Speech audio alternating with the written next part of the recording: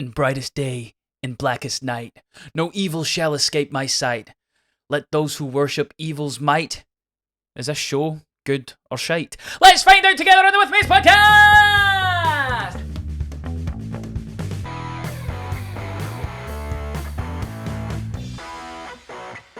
Boys, how are trips? Welcome back to the With Mates podcast. My name is Andrew Grayson, your host as ever, and we're back with a brand new series. Hot D, House of the Dragon has come and gone on HBO Max, and they have been good as gold to just give us a straight old replacement on Monday mornings. Sunday nights for the Americans, Monday mornings for us Brits. Lanterns, HBO's, DC's Lanterns has come to HBO Max or wherever you watch the show. First episode was this Monday. We are recording this on Monday night, so we are getting in here nice and early. And we are going to give you our thoughts on this brand new superhero show. And by we, I mean us three. He is the Triple Barrel Man. He is Craig Andrew Mooney. Possibly my favourite episode intro. Yay! Loved it. Thanks very much. And he is the smackiest of smacks. He is the ultimate superhero poo-pooer. He is. Well, Smack Pulse did it. Poo-poo to you, good do. Poo-poo to you, Sue. As you will see, we're about to talk about a superhero famous for his ring. Or ring, singular. He only has one. I am not wearing mine today. Or am I? Good. I am actually wearing a ring. But where it is, I'll never tell. On his cock. Moving on swiftly. Were we 30 seconds? Demonetized. I'll find out on. I was going to say I'll find out on the edit.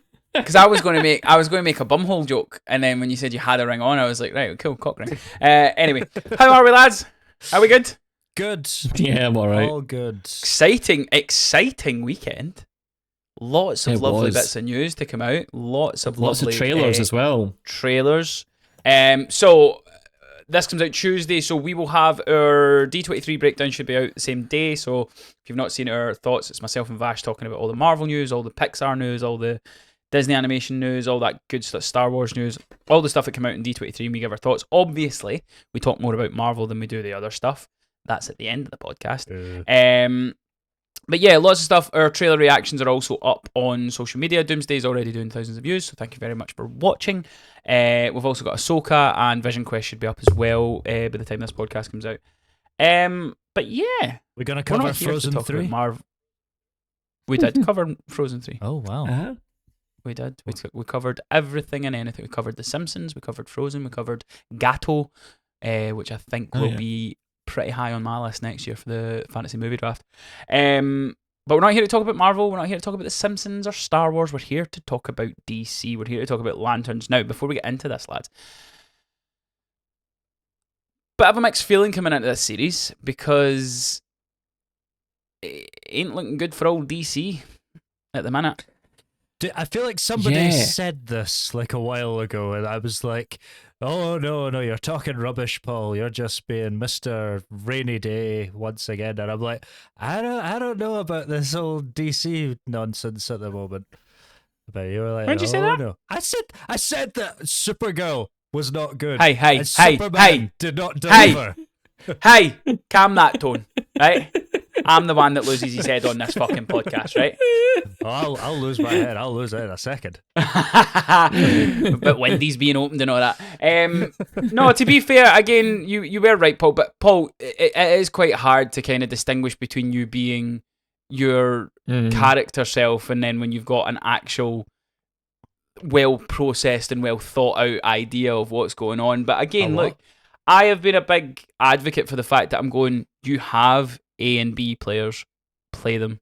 Play your two tiers. Why have we not got Batman? If we're doing a new universe and there's a new Batman in it, do it. If he's going to be Robert Pattinson, make it Robert Pattinson. Whatever you're doing. We're at a point just now, and again, it gets mentioned on the D23 podcast, so check it out when we chew Paul out. People are talking about Marvel and superhero fatigue and all this stuff, and I'm like, first of all, the movies, there's peaks and troughs, but there's still been great stuff coming out. If you're looking at Spider-Man just now, Spider-Man's going to make over $2 billion. Mental amount of money. So even Sony didn't realise that was going to happen. Yeah. We're talking about the cast of the new X-Men. We've got Ryan Gosling as Ghost Rider. We've got is it David Johnson coming out as the new Black Panther.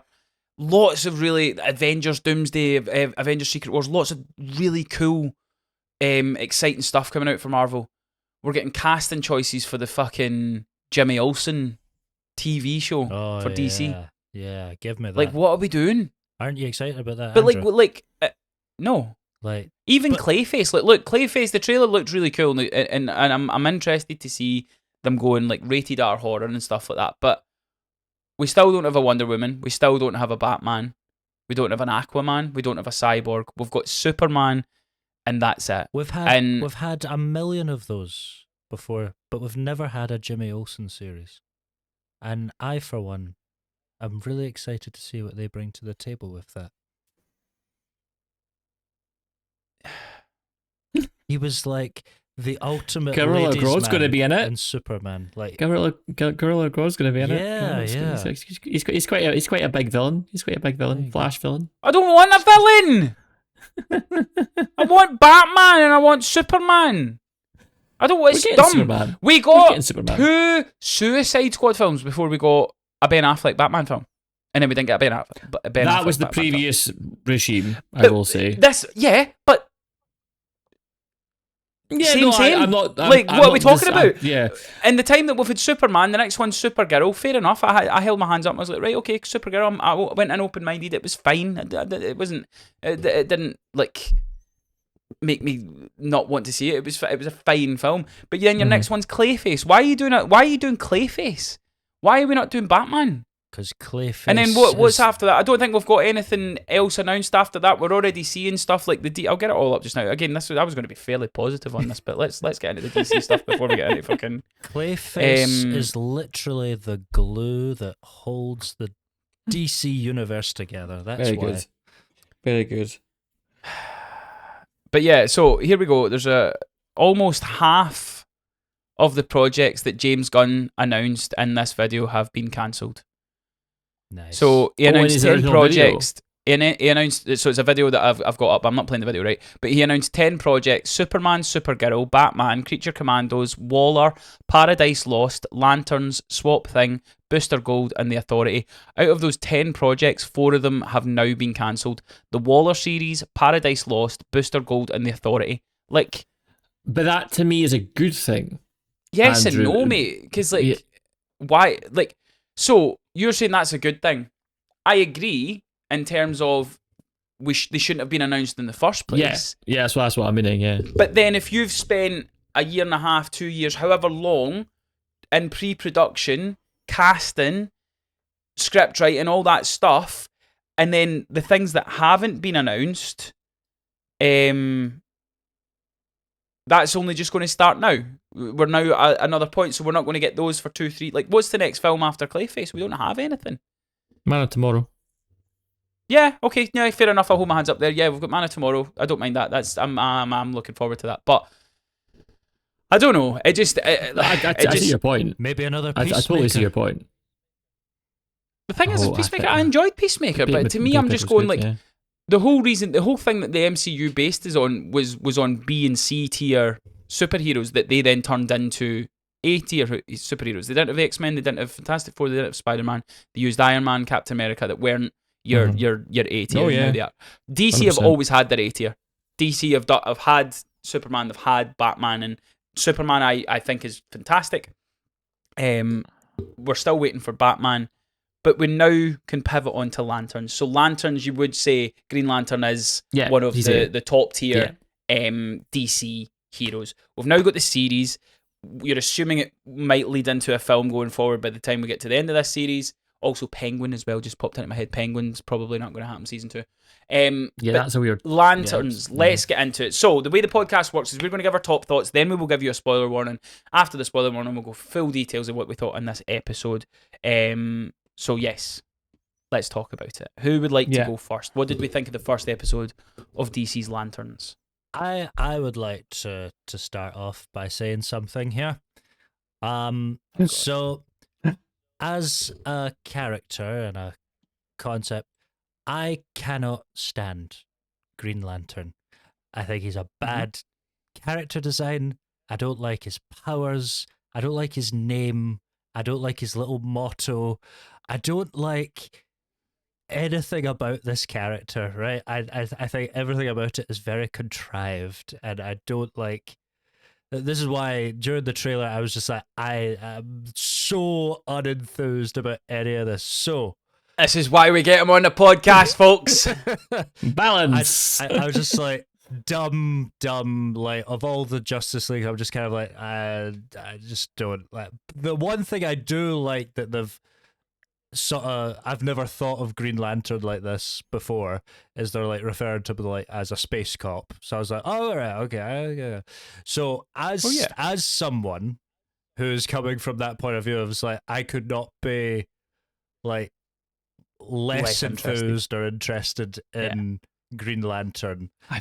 Andrew, I feel a butt coming on. Do you? Oh, there's a huge butt coming on. I can feel it. They have portrayed this in such a way it's like this sort of really grounded kind of version, and I think they have done that with the intention to pull in people like myself, maybe a more casual viewer who aren't as invested in Green Lantern, and set it in this way of like, you like cops, don't you? This is basically going to be like a buddy cop thing where he's training up the replacement. He doesn't want to, but and they'll learn to love each other kind of thing along the way.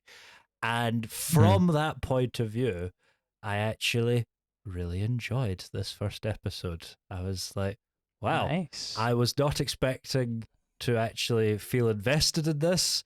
They seem to be building up tension really well. I'm liking the dynamic between Hal and John. And I also happen to recognize John because I know he was the one that was mostly portrayed in the Justice League animated series. Yes.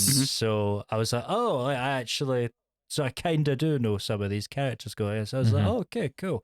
I thought the bit with his dad at the start, I'll not say what just yet, but I thought that was wild. I was like, oh, okay, that kind of hooked me in straight away. I was like, this might actually be all right. And by the end of the episode, I was into it. Nice. Craig, would you like to go next? Yeah. There's a phrase that was used on most of the social media like posts I've seen about the show, and that is genre smashing, which I think is exactly the best way of describing this show. I think this is a very ambitious thing that they've done here, and I like the fact that they've taken a swing here with the style and the scope of the show, because it's not an easy thing that they're doing here. They're essentially taking a superhero project, as Paul said, one that was actually regarded with a lot of like ridicule to this point, and they have essentially flipped it completely and turned it into a true detective style show that's mixing in a few other things as well. There's drama, there's comedy, it's detective, it's space based potentially, I imagine, in the future. There's superhero stuff, and I genuinely think we're on to a winner here. I watched that first episode and went, this could be great. Like really, really great. And what I will say as well, it felt like a HBO show. Yep. It felt like a HBO show, and I think I was surprised that they've managed to pull this off, and they have. So yeah, I'm very impressed so far.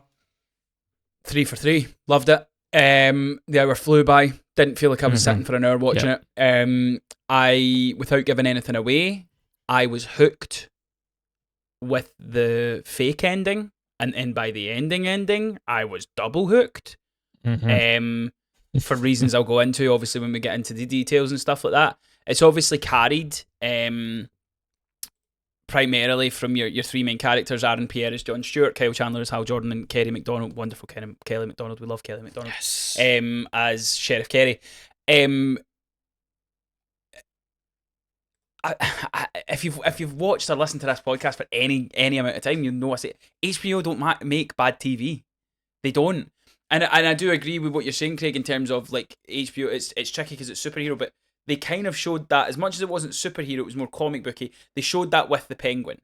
The Penguin was Gotham. 100%. As much as it's not superpowers, but they grounded it, made it feel like a Sopranos, made it feel like really like that kind of Americano. Gang warfare, all that kind of stuff. This is, as you say, like, okay, what is Green Lantern? Green Lantern is a superhero. Where does he fall? He's in the Green Lantern Corps, and what are they? essentially the police of the universe. Okay, let's make it a police story. And that's what it feels like they've done. But I love the fact that they also use the aspect of real police in it. Kelly MacDonald's character. I love the dynamic between Hal and John. I think I think that's going to kind of really hold my attention for the rest of the series, like how that relationship's going to develop and stuff. The tone, the cinematography, the music, it all has this real. I've seen people kind of saying it's a True Detective ripoff. It's not. You're just using that as a nice kind of like base for what you're for what you're going to make it and stuff like that. I like how they've kind of set up enough of the story in terms of, so this isn't really spoiling it. This is obviously how the Green Lantern Corps is put, like, so the ring chooses the person, and this sets up this idea that there's also people above that are like, right, but we'll keep you in mind for when that one's not here and all that kind of stuff. So I'm very interested in that. Paul, you mentioned the dad bit at the start. I really want to that's a big thing I want to kind of talk about.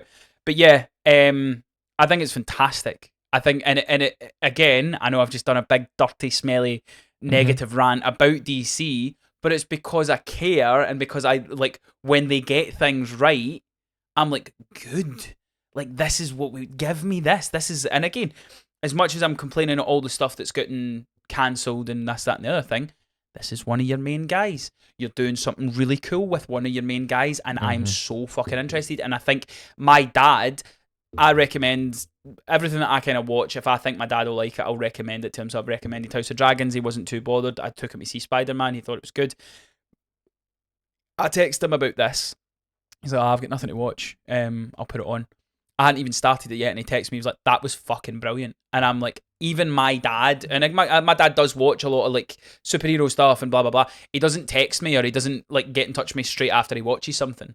But he did about this. So I think this will translate to a general audience and not just superhero nonsense. So it'll be interesting to see if there is that trend kind of going on with like numbers and stuff. But HBO have showed it with Game of Thrones, with Last of Us. Everything they touch is gold, and it's very rare that they do something that you would consider as bad television. But yeah, I'm so in for this. I'm totally in the same boat as your dad there. I think they've done a really clever thing with like setting this in a sort of more way more grounded thing. And Penguin was fantastic as well, because I think there's every potential, and I mean, hey, you know, there's still time for it to go wrong. This is episode 1, but this could have been. Do you remember like the last episode of WandaVision, where that was an interesting series, and then the very last episode, that was just like, this kind of feels like generic MCU. Blah blah blah. You know, a guy like Green Lantern, this could be that, but could go that way. They're choosing to go in it for me, and I think sounds like you guys a much more interesting route. So I'm intrigued to see what they do. And I think for me, the biggest compliment I can give it is it did its job for a pilot. I now want to watch the rest of the series. 100%. If you can grab me by the end of this episode, and I didn't even need to wait. This is the thing. There's moments throughout this where I'm like, ooh, and then by the time I get to the end, I'm basically like here, like, oh, I'm so in. Do you know what I mean? Like, it, as a pilot, it did everything it had to do. Introduces new characters, introduces the theme, introduces the tone, introduces the plot, and gives you your exciting incident that makes you want to continue watching. It's fantastic. It's utterly fantastic. And if you have just tuned in to hear our non-spoiler thoughts, go watch it, because we're about to talk spoilers. Joseph, this is just Joseph spoiler Boone. warnings. Go watch it. Boone. Yeah, he'll still be negative. That's Boone. Like, that's the one thing. That's the one thing I will give Paul. Paul does. He does hold his hands up when he needs to. When he hates stuff, he lets you know. Oh, I do. But he holds his hands up. Boone's a trickier little sausage with the old holding hands up. Because if he doesn't hold his hands up with us, he's just at it. But yeah, now is your spoiler warning. If you've not watched Lanterns episode 1, now's the time to pause the podcast. Pause on Spotify, on Apple Music, or here on YouTube. Go to HBO Max or wherever you watch your shows. Watch the show and then come on back and hear what we have to say. Right. Let's start off with the beginning, shall we? It starts off where John is a child. I liked the fact that it started in 2006. Yeah, 2006. I was going to say in 2016, but we find that later out. It's actually 2016. So I like that it's not. It starts off and it's not. Excuse me, up to like to present day. That stuff with his dad is nuts. Like, what the fuck are we doing? Like what? In my head, I'm going right. So, he's watching Hal Jordan on the TV, and he's talking about the biggest thing to become a Green Lantern is not to fear, is you can't be scared. And he says the line, the biggest fear for a child is to lose a parent, and once that happens, you've got nothing left to fear. As someone who has lost a parent, that's not true. I'm fucking terrified of open water. But the point I'm trying to make here is, for me, the way I took it, and I'll be interested to know what you guys think. He's trained this child to take this position. I think he seems like a very military-minded, obviously, guy, because he obviously is in the military, it's obvious from his costume, but you know what I mean? Like, he's got that kind of like... Camouflage. Yes, the camouflage. He seems to be very keen to mold the perfect soldier. Yeah. For what purpose? It could very well be that he is molding him for this purpose, especially if Hal Jordan is established within the world by this point, as it kind of was set up on the TV show, that he was kind of been around for a little bit of time. Perhaps that is the case. Perhaps regardless of that, I think it's just simply a case of he wants to mold his son in his own image and make him into a soldier. And I think that's basically what he has done. I think it goes one beyond that. Like, that kid put an apple in his head and his dad shot it off. And he didn't. Like, what are we doing? But he didn't. Yeah, he wasn't like shaking with it. He was... and he asked him, he's like, "Are you scared?" And he's like, "No, sir." And he hugs him and stuff. And I'm going, "That's mental. Like that's more. It's abuse." Yeah, that's more than a soldier. That's like. I was taking notes from, for fatherhood, Apple. Get a gun. Yeah, like, to me, that's obviously. I hope they kind of go into this, because he does still have a relationship with his dad, because there's a point where he phones his dad and says this guy is taking the piss. And he's like, "Look, just be patient, blah blah blah." So to me, in my head, I'm going, the dad obviously knows that there's some sort of. The thing that interests me, I alluded it to earlier, that John has been picked to take over from Hal, and Hal keeps saying the ring picks the person. It's not. Yes. So who picked him? So as far as I'm aware, and what they're doing, he alludes to the fact that John interviewed for the position rather than was chosen. So what I think they're kind of doing with the story is that to kind of fit them both in the same story and same world, because obviously Hal Jordan is obviously the first Green Lantern, John Stewart's the second one, and that's how the story goes. What I think that they're doing is that the higher ups, the Green Lantern Corps, that that in the organization, they have handpicked, based on interviews or whatever, they've handpicked this person to be essentially his successor / his backup. But what they're doing is, because you can't, as far as I'm aware, you can't become a Green Lantern for a specific area until that person has died. Yeah. So Hal Jordan takes over from he has a big speech about, which I thought was very good, by the way. It's a great monologue about how he became the Green Lantern in this episode. He took over from the guy who died in front of him, and then the ring chose him to take over. Happened in the Ryan Reynolds film as well, actually. That is his origin story. So what I think essentially they're doing is I think probably one of two things is happening. They're either sick of Hal Jordan by this point, they're sick of his shit, and they're kind of preparing the next wave to come in. And they just think, well, let's get someone in and train him up so that as soon as Hal Jordan goes, if he does go, we've got someone in there who's good to go, can take over straight away, doesn't need to, no training wheels, bang, you're in, Green Lantern, let's go. That's what I think they're doing. But it's an interesting dynamic that they're creating, which I think, because it is essentially, over my dead body, do you take my position? That's the kind of vibe for Hal Jordan, I would say. Do you think there's an outside chance that it's not the Green Lantern Corps that's chosen? Yeah, I think it's. You think it's like US government kind of shit? I think they're trying to get potentially. Yeah, they're trying to get someone. But why would they agree to it? Is the question? Because Hal Jordan. I don't think they do agree to it, because it doesn't seem as if Hal wants to train him. I think it doesn't seem to want to be replaced, but I don't know. I mean, I think that's part of it as well, but it's just the way, like, the fact that the dad, like, I think the dad is getting him, training him to be ready, to not be scared, he needs to be this person, and the fact that he's still in contact with his dad and he's army based and all that kind of stuff, and the fact that they're using, like, real police and stuff, it wouldn't surprise me if you kind of get to a point where, because, again, we're full spoilers, Mm-hmm. the ring's not there. Yeah. You know? So, and I don't think I've ever sat and watched the Green Lantern, the Ryan Reynolds one, from start to finish, but I know that it kind of goes to the person. So, like, this is what I'm saying, is like, who chose him is my question. Again, I might be overthinking it, and it might just be the Green Lantern Corps and stuff, but to me, as I say, when the premise is the ring chooses the person, I'm like, well, you can't be chosen yet because the ring is still with Hal. Mm-hmm. And again, that doesn't necessarily mean the ring's chosen anybody else, because obviously John talks about it when he's in the car, he bubble wrapped himself so that he survived the crash and stuff like that. Yeah, so he's using So it, which he is can't use interesting. it. Yeah, But then that's interesting. can anybody use it? Yeah. But It's yeah, good, this is my point cool. about.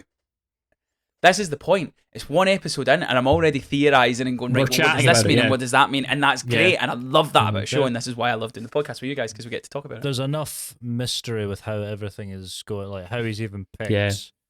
and Yeah. like how are things sort of going on, that we're intrigued enough to see where it's going ahead, which is good, because if it was just like, here, you're the Green Lantern, now have the ring, I'd be a bit. That's actually what I would expect from DC, but yeah. Can I add in as well that I'm just, in general, I'm loving what they're doing with Hal Jordan's character. I think it's such an inspired thing to do with it. And show this jaded hero type thing. Oh, it's great. Yeah, the other thing as well was when he was cast. So obviously there was when James Gunn initially took over from DC. There was obviously the rumors of Nathan Fillion being Guy Gardner. being Green Lantern at 1st. Mhm. Then it came out that he was Guy Gardner. Oh, of course. Yeah. Then this series came out, and it was initially people were fuming that it was Kyle Chandler because he's older, Mhm. and they wanted Hal Jordan, and then they were like, right, well, we're going to do this kind of passing of the torch thing and stuff. Mm-hmm. He's doing a fucking wonderful so job, good. man. He's so good. He's And good. it's like, Mhm. it's one of these things where he's like, he always seems like a guy. He's never been like the leading man and stuff. Like, I always remember him in different things. Like, the one that comes to mind is he was the FBI agent in Wolf of Wall Street, but he's never yeah. been like the guy. He was in Friday Manchester Night by the Lights. Sea. Friday is Night his Lights show, wasn't it? Yeah. And this is what I'm saying though, is like it's amazing how many working actors, especially even Hollywood actors, that you would say Kyle Chandler has made it. He's a Hollywood actor, and you still go, but this could be his. Like, this is him, like, really Yeah. standing out and showing what he can do and flexing and stuff Yeah. like that. Because he's a wonderful actor, and I love what he's doing with that character. And Mhm. even the stuff, we're kind of jumping about, but we can come in and out. The stuff where I got a bit confused was where it was like his memory that was in the ring. And it was like a memory of from like 10 years ago. Yeah, And that's he when was in his you kind prime. of get told that it's in Yeah. 2016. And he's like, oh, what year is this? And he's like, oh, fuck, it's been so long. So, again, like, they're setting breadcrumbs where I'm like, right, what the fuck happened to him that made him so Yes, fucking jaded? that- Like, what, That's why? my What? thing. Yeah. That's what I'm so excited about. Like, what could possibly have turned this man into that?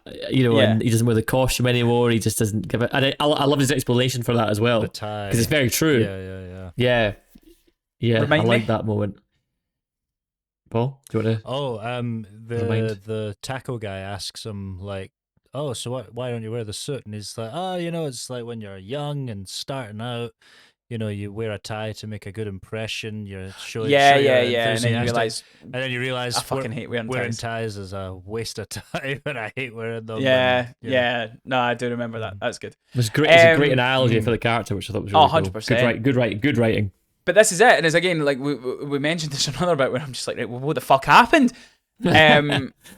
But yeah, so like we see that as I say, like I think I'm pretty certain years back I said that I wanted Aaron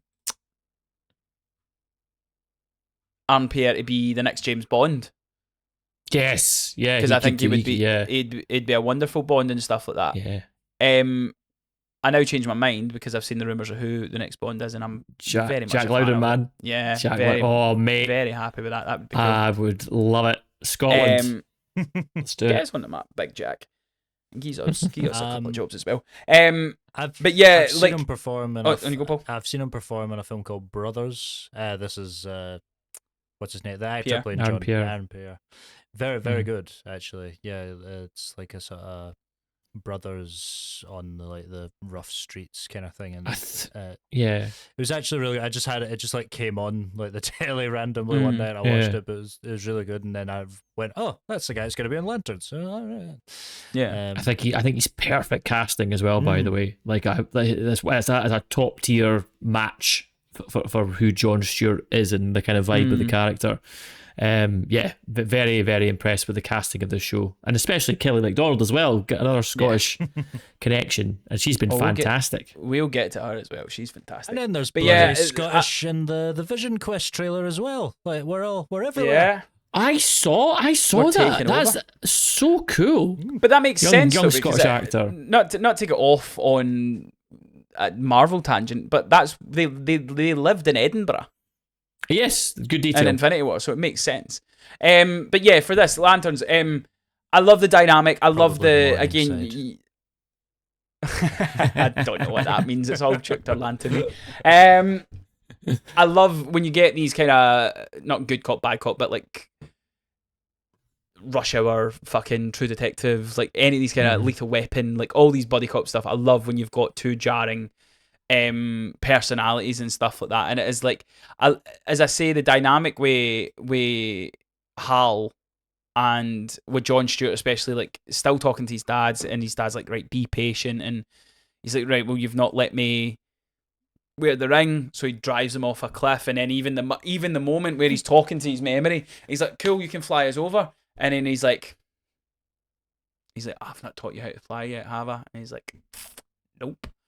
The chemistry between the two that ultimately leads up to the point where they're in the interrogation room, and Kelly MacDonald's character is like, I can understand why you don't respect him, and he's like, no, I do respect him.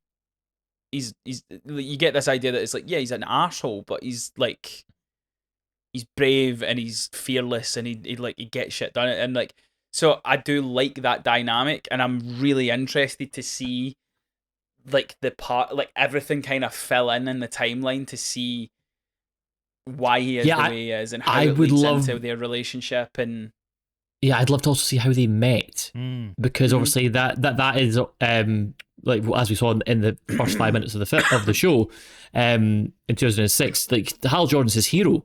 You know, he idolizes him. Obviously, he wants to be him. So what would that first interaction be like, and what kind of made John kind of go, oh, this don't meet your heroes, essentially, though he's not all I thought he was, kind of thing, or maybe he will be, you know, by the end again, who knows? But yeah, we'll get to the ending, because I'm very intrigued by that as well. That was quite a twist we got at the end.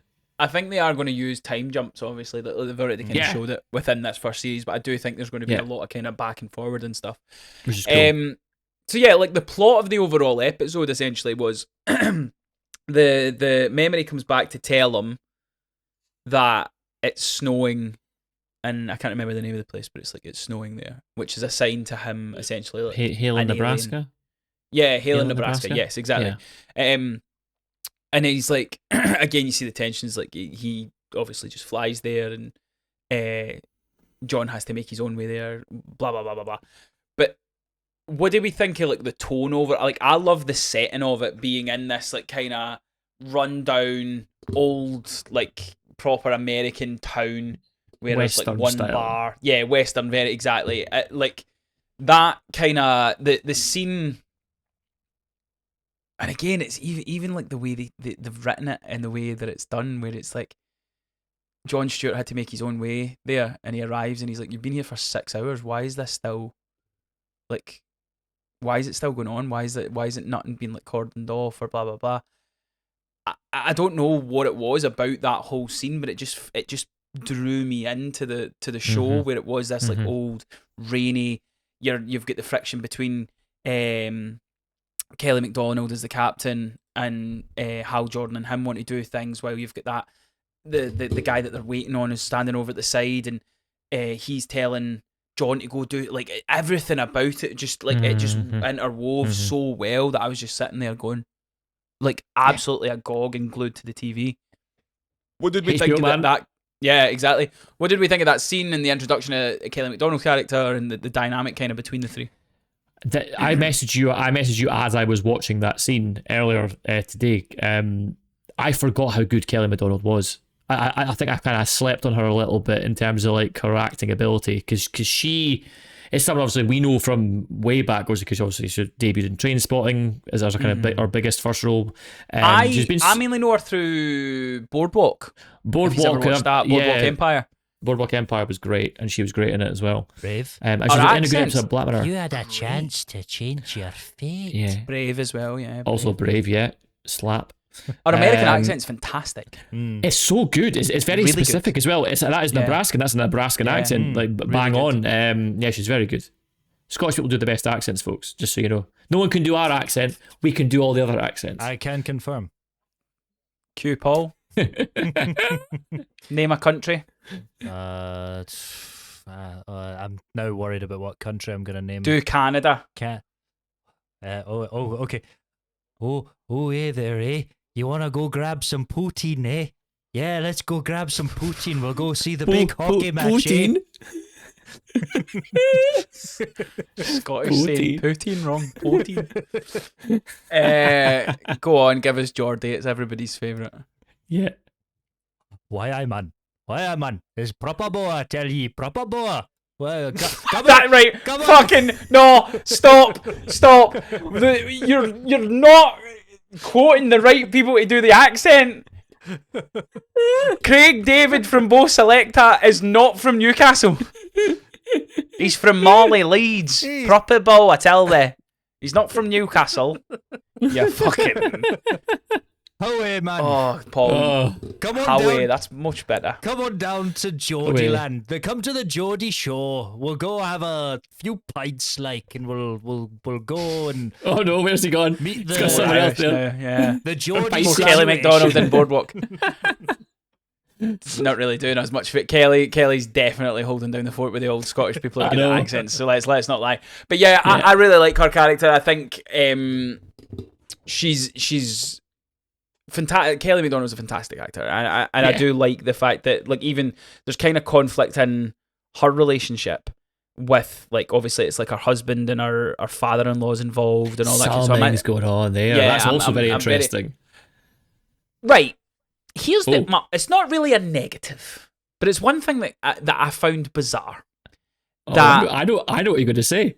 Yeah, when he shagged the old lady. Yeah. Like the old dear. Like, what was that about? Hey, Andrew, let's be progressive. Old women can get freaky too. Listen, I'm not saying they're not, but I was just like, why? Are you saying you wouldn't? She was an attractive woman. But why? Well, Andrew, when met in a bar, one night stand. When propositioned by an attractive woman, a man might have the proclivity get certain feelings to join. But it just felt really jarring to who that character is and / was. No, I could see that point. Yeah, no, 100%. Because even there was a funny bit, like it was funny, but in the sense where I'm just like, this doesn't make sense to who you are as a character. Where she walks up to him, introduces herself, and goes, "Now you know my name," and I'm like, so he's just like pumped her, not introduced himself. Like he's like what? And then obviously find out that it's the father-in-law's ma, so it's Kelly MacDonald's mother-in-law. And again, it did lead to a very funny line where he's like, "We've only been here for 3 days." I'm impressed. I was just like, right, you're cool. That's a nice little fucking dynamic between the two. But I was just like, it's really and again, it goes to, I'm assuming she's going to do something more because she's obviously sat there quizzing Hal. That's No, not Hal. Cousin John about being a lantern and that is Yeah. entirely Like, so- that is entirely a ploy. Like that is a, 'Cause the husband knows. that is a honey trap if ever I have seen one. Mm-hmm. The husband is the kind of guy that cares more about his alien shtick than anything else. So I think that was entirely his idea. That entire show. probably, but this is it. It's like it just felt rather jarring at a point where I was just like, this kind of came out of nowhere. But I am very intrigued as to Let- where. Let us know in the Listen, Andrew, comments. Does John Stewart fuck?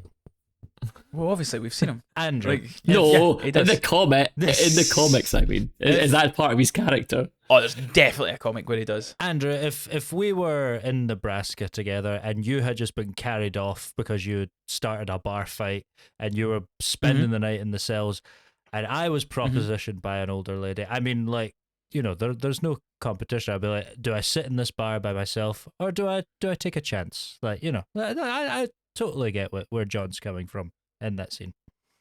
I'm like, I'm not. Paul's holding up the single man fort here. He's doing it for all of us. Never, don't know what women are. I've never heard of a woman. What's a woman? Nah. Rosie, in case No you're idea. watching, never heard of it. Don't know what they are. Never heard of them. She hates that joke. She hates when I do that. She'll bring up people like, she'll bring up Florence Pugh. I'm like, what's a woman? Never heard of it. She hates when I do that joke. Yeah. So obviously the plot kind of furthers. They find that, or Hal has his suspicions that the one of the guys that's involved is an alien. To which Kelly's like, no, he's no. We see Hal kind of chase him down, and they take him to the prison cell. Or no, he gets jailed. Then we see the bar fight. So Hal fakes money. I love the fact as well. There's lovely wee little lines where he's like, "Did you just like fraudulently make fake money?" And he's like, "No, I just willed it into existence." I was just like, "Yeah, that's clever lantern humor."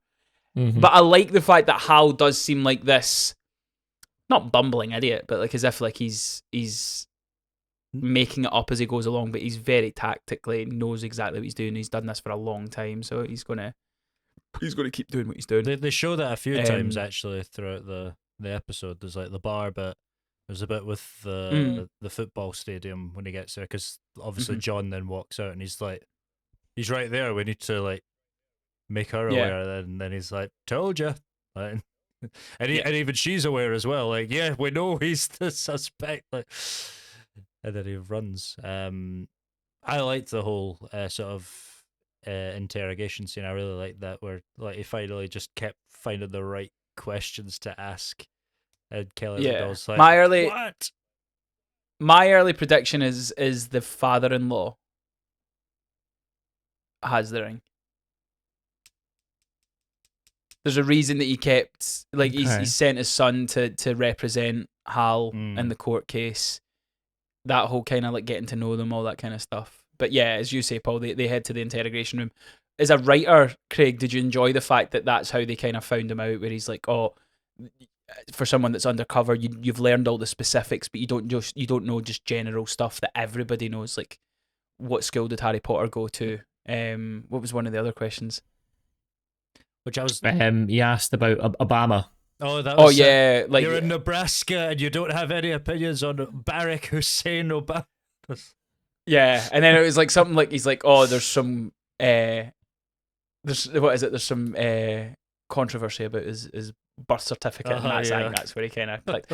And even like the humor after he decides that he is definitely an alien, and he's got him up against the wall, and he's like, "Harry Potter went to Hogwarts, you piece of shit," and it's just like funny. The guy, I'm going to try and get his name up. Sorry, on you go, Paul, while I look this guy's name up. I quite liked it because when he was answering his questions, his character, it was kind of like, obviously it's an alien, so you don't really know.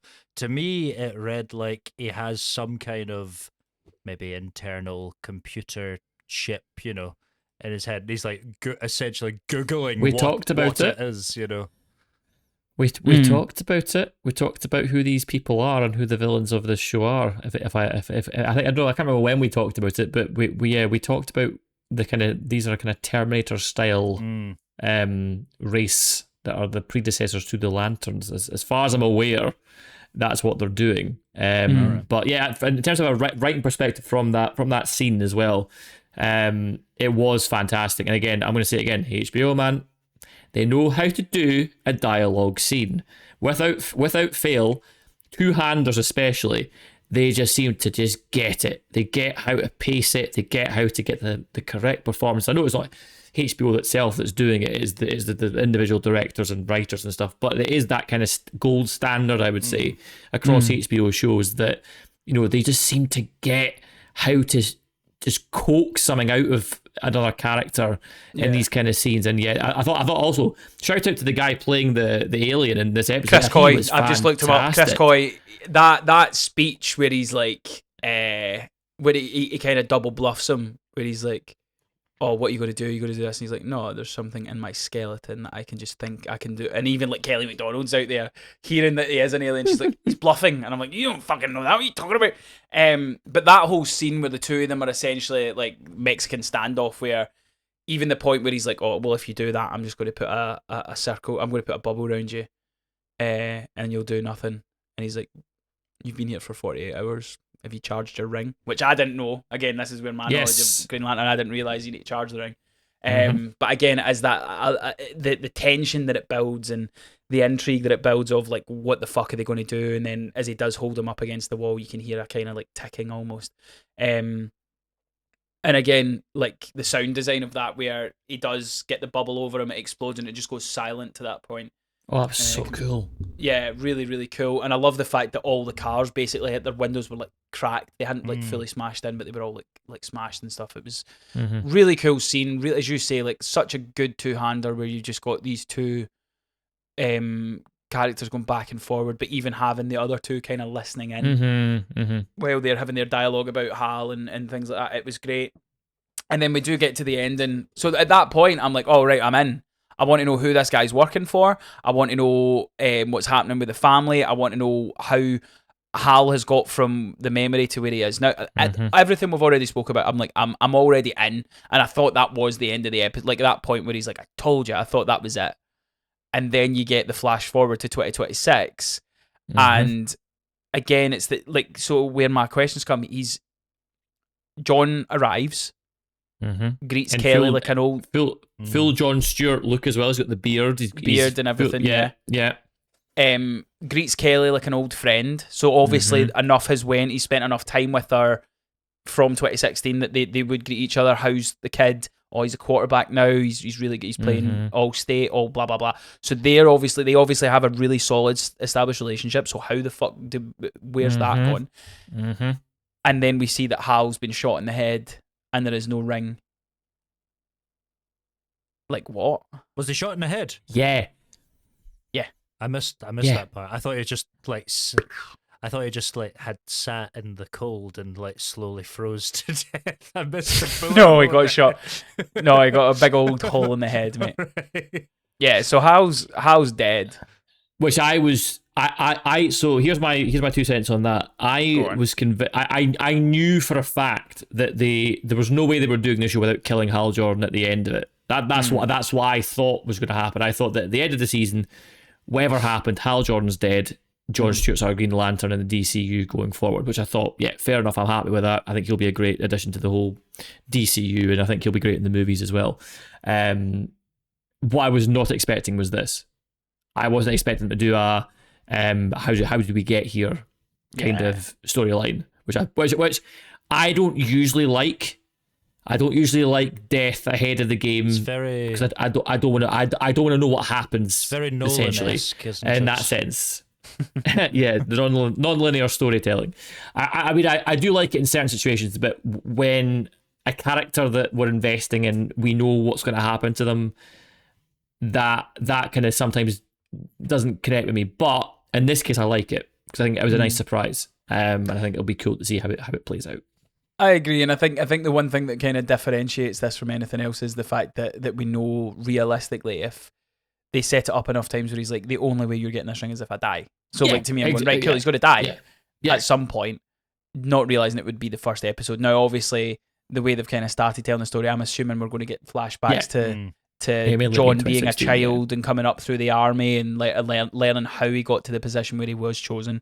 We'll also see what happens kind of from the point of Hal discovering the alien to where it kind of leads to, and then we need to fill in the blanks between 2016 and 2026 to where we got to and going forward and stuff like that. But yeah, like, I cannot compliment the show enough, like, for a first episode. In terms of going forward, as Paul said, you've always got the chance it could fall off a cliff, and we don't enjoy where it goes and how it ends and whatever. But in terms of like an episode 1 of a brand new series, my God, you done everything you had to do to get me so invested and buzzing to look forward to a Monday morning now as well. Because again, I'm coming off House of the Dragon. Paul, I don't think you've watched it, but me and Craig, you watched it. I'd been watching it and reviewing it with Gregor. I was looking forward to every Monday, and the fact that I'm now got another 7 weeks now going forward. When I've got this to look forward to, I'm buzzing. I cannot wait. It's such a good show. Well done HBO. Well done DC. Wow. Might be It is the only thing holding up DC for a while. So here's hoping it. Well, we do have Man of Tomorrow next year, yeah, and the Batman after that, 2028. Following you.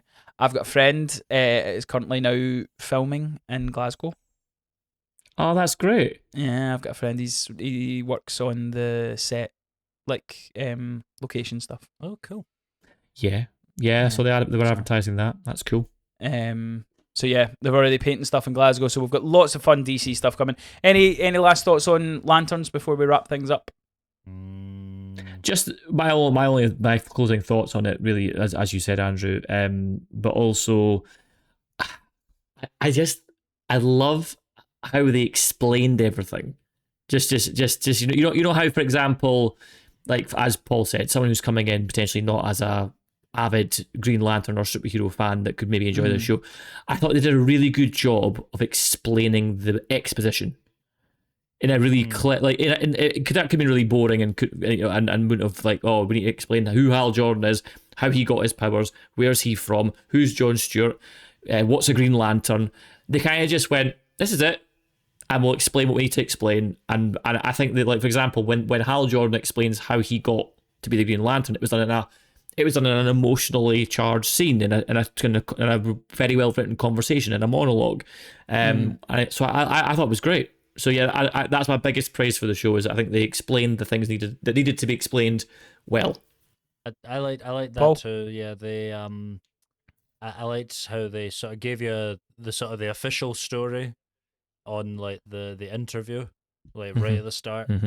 And then you can obviously see, like, John and Hal's character have, like, a connection at that point, because he's like, even at that age, there's something going on, because he's, like, very interested, like, even more so than his brothers. His brothers seem like they're just worried about getting caught or something. Worried about the dad.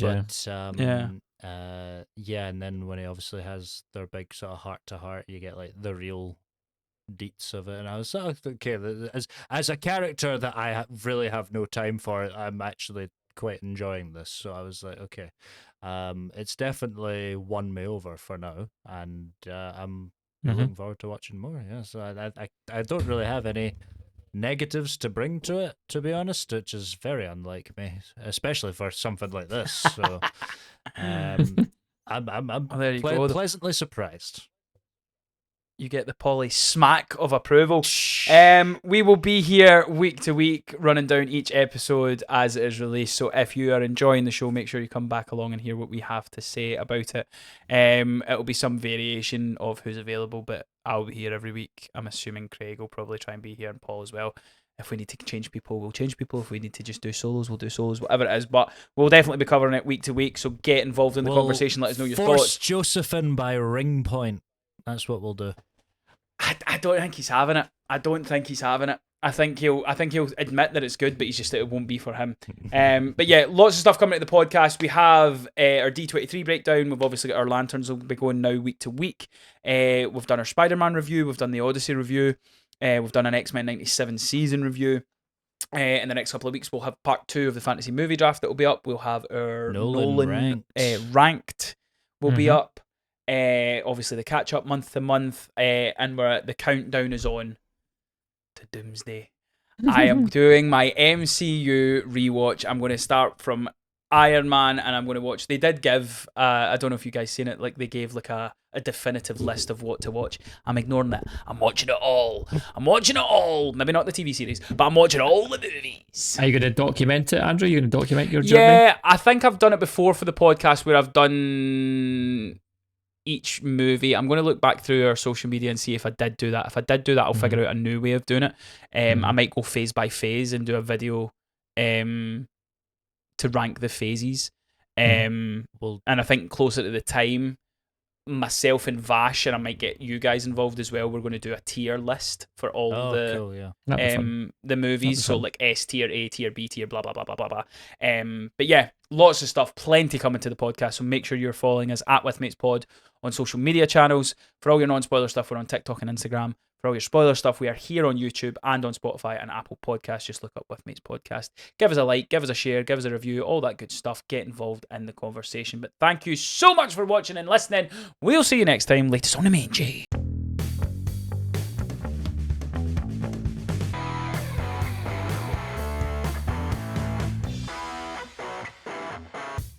Gives us the green ring, precious.